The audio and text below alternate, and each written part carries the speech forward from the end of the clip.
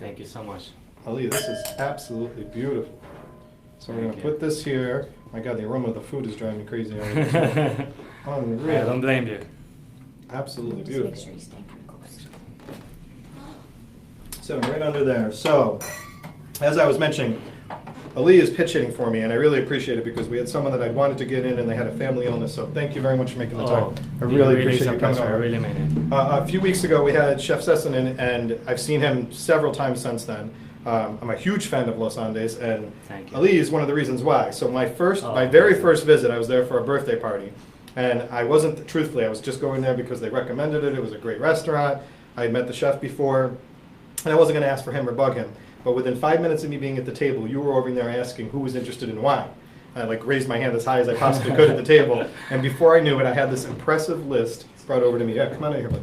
I had this impressive list brought in by Ali that he showed me, and I couldn't believe that I was sitting in a quiet neighborhood in Mount Pleasant in Providence, and I had this impressive wine list brought over. And to top it off, the knowledge, your knowledge thank you. was top notch. He blows me out of the water, and it was very, very warming and heartfelt to hear this and realize that you guys have paid attention to your wine program in that way.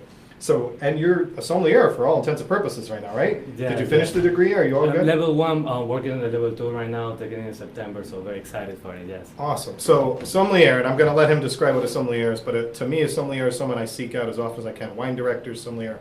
And you've been studying for this program at Johnson & Wales, is that right? Well, yeah, I'm currently pursuing an MBA with a hospitality concentration too from Johnson From & Wales. Johnson & Wales. But the sommelier can be more on myself, yes, and some wonderful mentors that I've had too. Excellent. But everything started with a passion that will develop in the restaurant for sure. Absolutely. And how old is Los Andes now? How old is the restaurant? 9, close to 10 years. 10 years. Amazing 10 years, as you know. The Quero family, they never expected for the restaurant to take off the way it did. And Right. It's been a wonderful journey and a great opportunity for all of us as well. Well, you guys have done a stupendous job. So let's first, before we get to the wines, because I'm just loving this contraption to hold the wines. I want these for my house. Now. So talk to me what you brought in here. Sure. So we have anticuchos, very authentic dish in our menu, Peruvian dish. It's actually one of the dishes that you can find in the street cars in Lima. So Really? very, very traditional. Its origins can be traced to the 16th century, though. The first anticuchos used to be made with llama meat, actually. Really? But then when the Spanish conquistadores went to South America, incorporated other ingredients such as garlic, and then Nothing wrong with garlic. the result was kind of like the more modern anticuchos that you have in front of you now. So it's sliced, cured, and grilled, marinated for 48 hours beef heart. 48 And the hours. key is the marinade that is made with the anticuchera sauce, made with a key ingredient in Peruvian and South American cuisine that is ají panca. Ají panca is a dehydrated brown Andean pepper that adds a lightly spiced and smoky flavor to the dish. You can along smell with that other smoky flavor herbs. right away. Yes, Yeah. yes, and with the wine is absolutely phenomenal. Garlic, oil, then it's served with grilled potatoes, choclo, classic South American corn, and finally we top the potatoes. And this is up the with corn in crema here, de right there, socorro. right? Correct. That's right. big corn. What is that? Big Yes, piece of yes. corn. We actually have a bigger one that is called mote. Yes. Really? Believe it or not. So not only does he know his wine, but did you just describe how he described that dish? He's like the chef. He knows how to describe everything for it. That was beautiful, the whole description, and it looks beyond tempting. So this and the rest of your menu, the things that you guys have been able to accomplish there, you pair these things perfectly, and your list has become unique. So let's talk just a little bit about the list, because you guys have already won awards with your list. You've already gained a lot of recognition with your wine list. So you and the passion that you have both for now food and wine and the hospitality naturally, talk to me about how the list has come together and what the style of that list is, because that's been you. You've been driving this force behind it. So Yes, well, it's been a collective effort. We have had the pleasure to work with wonderful people like Carlos Figueroa from JC Imports, wonderful gentleman. He has been a huge help in the restaurant as well. And then now it's a collective effort with our bar manager, Amanda Fulham, very talented hospitality manager? professional Okay. as well. And the list is just an expression of what we believe at Los Angeles. We just believe we can offer, and food and wine is just an expression of that. So Right. our list is 95% from South America. 95%. Yes, and we only work with pretty much boutique wineries, family-owned wineries as well. People focus on quality. People that is driven to showcase to the world why South America can do. And this flight that you have in front of you that we call the Los Andes Wine Experience is The Los Andes Wine Experience. The next big thing that we have now at Los Andes in that. And this is regards. new, right? This is new. Yes, This is brand new. it's So been- see, you're hearing about a new thing, the Los Andes Of course. Experience, right? The Los Andes Wine Experience. Los Andes yes. Wine Experience. Man, you got to have the wine one there, of course. Yes. So the Los Andes Wine Experience. But let's go back one second for your list. So South American wines are not incredibly well known, and you just said so. It's a lot of boutique wineries, a lot of Right. wines that are coming up. I mean, you hear about Malbecs, you hear about Riojas, those type of things. But talk to me about these three wines, but then also give me some clues of some other things that people can look for. Because when I went there, I wish I could remember the bottle at this time, but you educated me on a wine that I had never had before, which must have been one of those boutique wines, and I ended up with 2 bottles at the end of the night. So it was delicious. I know that's a big surprise to other people out there. So let's talk about Thank you. this Los Andes Wine Experience. What did you bring in? Sure, it truly is an experience. We believe that as a guest, you get an experience when you don't get what you want, but when you don't get what you didn't know you wanted. And in that sense, South American wines are a revelation to a lot of people. I think that now, from the consumer's perspective in the market, South American wine is well suited as a good wine with great value. Right. However, South America is more than that too, and that's what we want to show to our guests as well. Because let's just talk about the logic behind it, right? If you go to a liquor store and can get a wonderful wine from South America for $12, so what if you're want to just pay a little more if you have the opportunity and get a wine from South America that in a liquor store can be, let's say, $30 Right. or 50 or 80 Great. or 100. And when we get to that level, we're talking about wines that can compete and beat wines that are worth thousands of dollars per bottle, like let's say some of the best Red Bordeaux from France and so on. And that's the case with some of these wines like Purple Angel from Carmener and Don Melchor as well that we're gonna taste the last legit. Okay, so let's go through them one more time. What do we got here? This one So is- the first one is the Terraza de los Andes Malbec, single vineyard Las Compuertas 2012 from Mendoza. Wait, you said it's got Los Andes on there? Yes, yes. Where is it? Wait a minute. Look at that. De Los Andes, right there. That's right. So this winery is owned by the Chandon Group, same owners of Moet Chandon? Chandon. Really? They were one of the first foreign investors in modern Argentinian winemaking, Okay. and they were also one of the pioneers in high altitude of Malbec in Argentina. So they were, once again, one of the first that were able to achieve a particular kind of Malbec that is not only fruit driven. We have aromas of plums, of blackberries, but also Got to get the blackberries right away. yes, very upfront, but also delicate notes of violets as well. Some hints of lavender. Are you going to and- join me here as I'm going through these? I'm going to bring another glass here 'cause Thank you so much. All right, so Malbec. So this is a varietal that's become very familiar to people all over the place. But South America is where Malbec was founded. Yes, we saw a grape originally from Bordeaux that also thrive in South America. It's pretty interesting because actually Carmener and Malbec used to be the main components of the Bordeaux blend, but until the mid 1800s. Really? So the most important red grapes in France until then were Malbec and Carmener. Then we're going to talk a little bit more about it when we share the wonderful story of Carmener and how So this is what I went mean. back to life. You could sit there and have a dinner on the corridor at Los Andes and you get such cheers. All right, cheers, my friend. Cheers. So I'm toasting this one to Sherry because Sherry and I like Malbec and I know she's going to be jealous right now.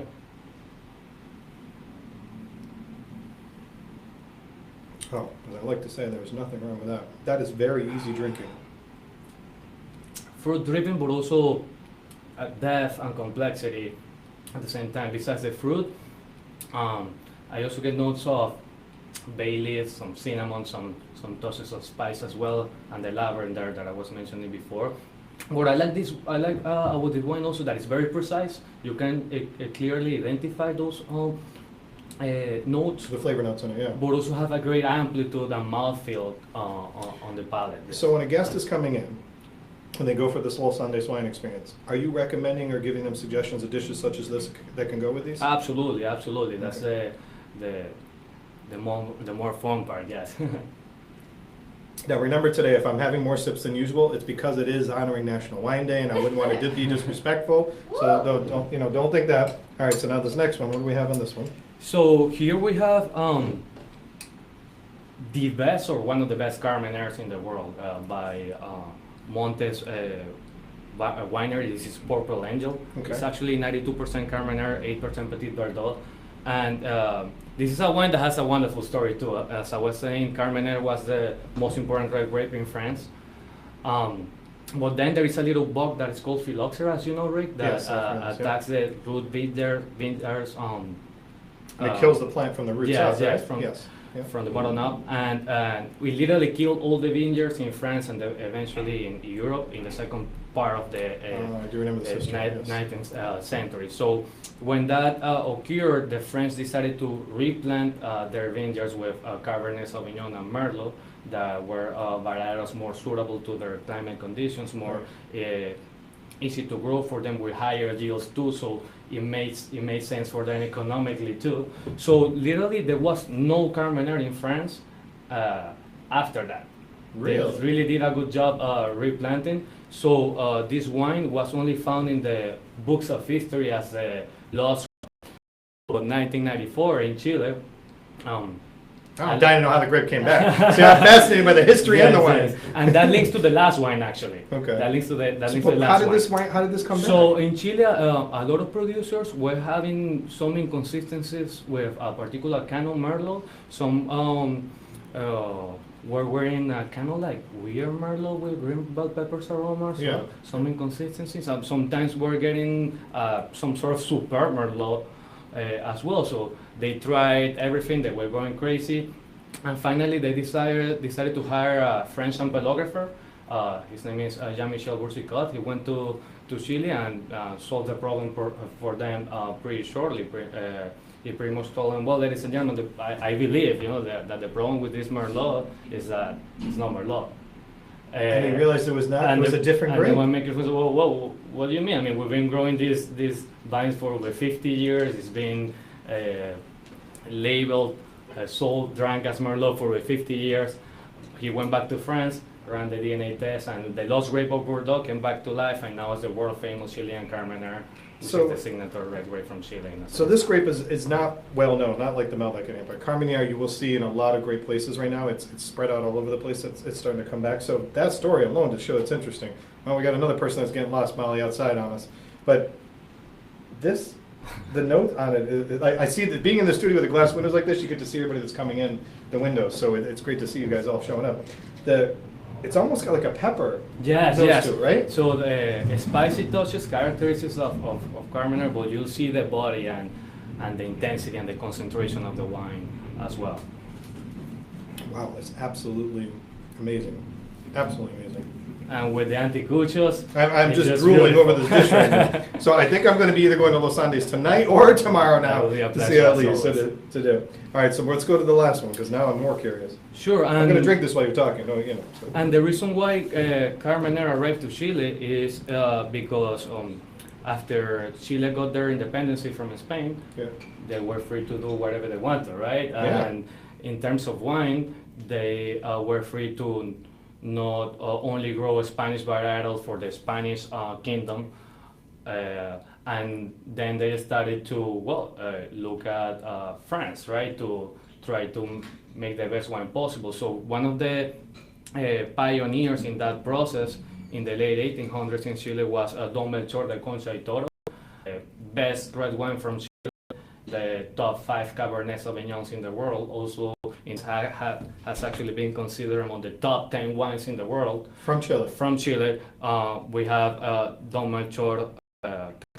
Before I even get into tasting, and I want to show the bottles of these too. One of the things that I really want to highlight, and this is why to me National Wine Day is such a big deal, is that I want people to realize that the education perspective being behind this is that they can ask questions of people like you. There is so much knowledge that you have, and it's not overly complicated, and it doesn't have to be, but to be able to talk about it and pair it up is an amazing thing. And to rely, so this is the Purple This Angel. is the Purple Angel.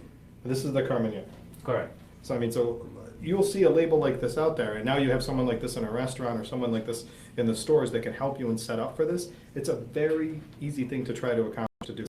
Don't be go 5 places, then spend the holiday weekend, check out all these different places, even wine shops, and don't be afraid to ask the questions, because people like Ali, the knowledge that they have, it's wonderful, and the things that you're explaining now, there's also the fun part of it, which is the history for me, so it's a great thing to do. So I'm going to go ahead and try this last Los Andes wine experience, and this, which one is, this is the Donald chart, okay. yes. 2000. Put that there. When I first tasted that wine, it was such a revelation for me.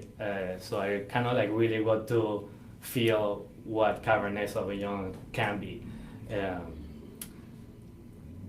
This is not your typical Cabernet Sauvignon, not in any way, shape, or form. There's some graphite notes, earth. Yeah, you get very rich. Yes, yes. It's that kind of wine that has that attribute that to me is the most important in a wine, because when you think about a great wine, you think about uniqueness, distinctiveness, complexity, balance, texture, also choreography. That is pretty interesting too to me. It's that kind of like the way the wine dances on your palate and growth. But the most important attribute to me in a wine is the ability of the wine to evoke an emotional response in you and create a memory. That's when you evoke an emotional response. That's a quote we're going to give you today, because that is an important thing to celebrate tomorrow, is that wine evokes an emotional response, whether you're with friends, family, what the celebrations are. There are events that I've been to and parties that I've been to and family events, and I'll remember more about the wine or the food that I had at the event than I will the other things that occurred. I know sometimes that may seem sad, but it's true, because it sticks with you. It evokes that response. That's a very good... investing in memories and the best things of life. That is an awesome, awesome way to put it. All right, so Ali has been unbelievably knowledgeable, so thank you so much for it. I want to talk about, just quickly, before we let you go, 2 things. One, for Los Andes, is that besides launching this new Los Andes wine flights for us, the patio is now open, right? Oh, yeah. So let's talk about the patio, describe it, because the pictures and people have seen are amazing. But talk a little bit to everybody and just let them know about this patio. Absolutely. A lot of our guests get really impressed when they step in the restaurant, Choxon Avenue, maybe the exterior of the restaurant that kind of under promises a little bit, and then they get to experience that piece of South America on Choxon Avenue in Providence, Rhode Island. So the patio is a great example of that. I love. My favorite thing is this one. Actually, love the relaxing sound of the koi pond. With the koi pond going throughout this patio. It's just such a relaxing experience. So yes, open now to enjoy the beautiful weather and have a wonderful time. If you think, I have to give you this compliment. If you think the wine and the knowledge that Lee provides and the food is a wow, you walk into the dining room, you're out again. Then you walk out to this patio, your jaw drops. You don't feel like you're even in Providence anymore when you walk out of this patio, and let alone in a neighborhood in Choxton and Providence. So you guys have outdone yourselves and done a fantastic job. So thank you for making the time today to come in. Thank you for educating people. And my very last question to you is going to be, besides the flight, if you had one bottle of wine to suggest to someone that came into the restaurant, what would be one of your top suggestions? Absolutely. I would suggest the Las Perdices Don Juan. Las Perdices Don Juan 2012. Okay. It's on the mid-price range, a wonderful bottle, and it's an example of I was mentioning before of great wine from South America. You don't need to spend too much to get a world-class bottle of wine, and Las Perdices Don Juan is the best example. Las Perdices Don Juan. So remember that when you go in, and then he's going to pair it up with food for you. All right, thank you, my friend. I really appreciate you coming in. An absolute pleasure. I'm going to be with you tonight or so tomorrow. I'm going to go over to see you so we can talk more about all this stuff.